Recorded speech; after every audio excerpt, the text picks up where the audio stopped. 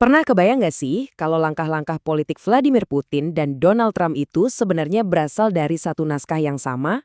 Nah, kali ini kita bakal bedah sebuah teori yang super menarik yang mencoba menghubungkan dua pemimpin besar ini.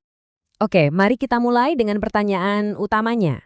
Gimana kalau semua tindakan mereka yang kelihatannya beda-beda itu sebetulnya adalah bagian dari satu visi strategis yang sama?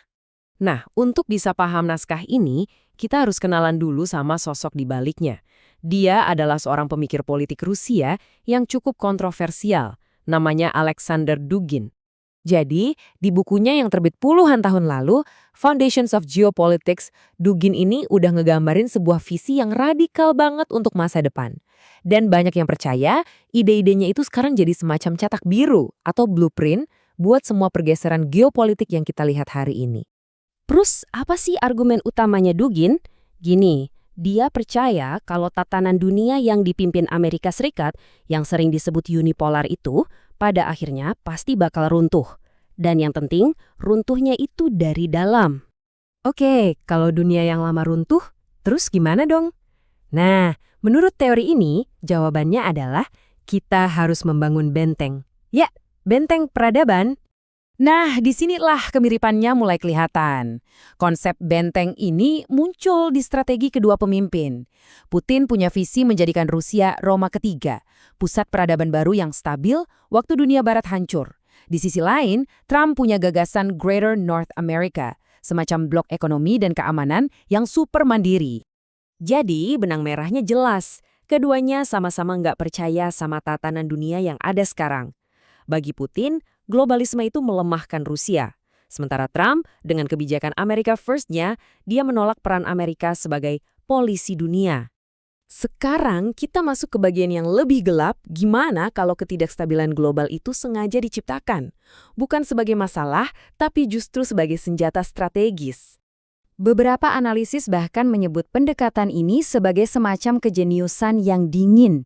Idenya adalah memanfaatkan kekacauan untuk menciptakan ketergantungan baru, yang ujung-ujungnya jadi alat buat berkuasa. Menurut kerangka ini, strateginya punya 3 langkah.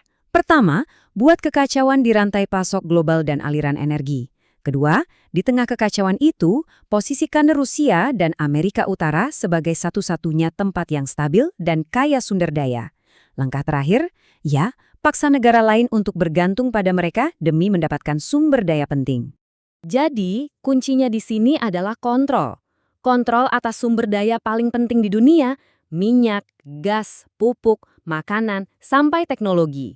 Siapa yang pegang kendali ini, dialah yang bakal mendikte negara-negara lain, entah itu ke Moskow atau ke blok Amerika Utara yang baru. Oke, ini dia bagian akhirnya, endgame-nya. Tujuan utamanya ini benar-benar beda banget dari tujuan kebijakan luar negeri yang biasa kita tahu. Jadi, lupakan soal menjaga perdamaian atau stabilitas global. Fokusnya geser total.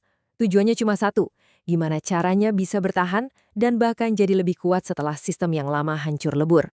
Hadiah utama dalam permainan ini simple aja. Menjadi satu-satunya kekuatan besar yang masih berdiri tegak saat semua kekacauan global sudah reda. Jadi, the last one standing. Nah, pertanyaan terakhirnya kembali ke kita semua. Apakah semua kesejajaran ini adalah bukti adanya sebuah rencana besar yang terkoordinasi untuk menciptakan tatanan dunia baru? Atau ini semua cuma kebetulan aja, akibat dari kepentingan negara-negara nasionalis yang bertabrakan?